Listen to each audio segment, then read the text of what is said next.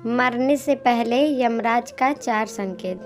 आप भी जान लें शिक्षाप्रद कहानी। अमृत नाम का एक व्यक्ति यमुना नदी के किनारे रहता था और दिन रात यमराज की पूजा उपासना करता था। उसे अपनी मृत्यु से डर लगता था। एक दिन यमराज ने अमृत की पूजा से प्रसन्न हो उसे वरदान मांगने को कहा। तब उन्होंने यमराज से अमरत्वता का वरदान मांगा।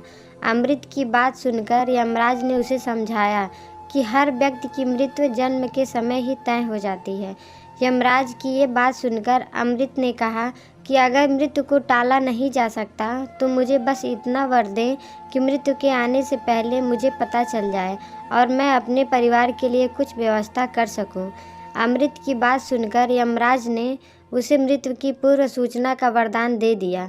लेकिन यमराज ने भी अमृत से एक वचन लिया कि ये संकेत मिलते ही वे दुनिया से विदा लेने की तैयारी कर दें।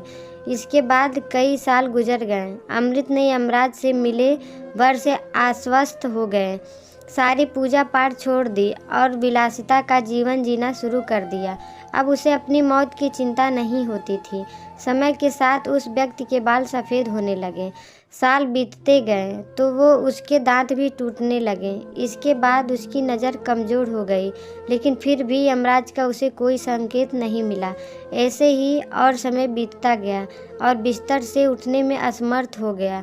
अब वो कोई कार्य नहीं कर पा रहा था, लेकिन उसे फिर भी लग रहा था कि यमराज ने उसे अभी तक कोई संकेत नहीं भेजा।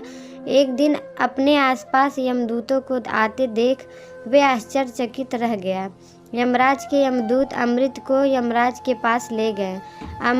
अमृत ने यमराज के पास पहुंचकर यमराज से कहा कि आपने तो वर दिया था कि मृत्यु से पहले मुझे संकेत मिलेंगे, लेकिन मुझे तो कोई संकेत नहीं मिला।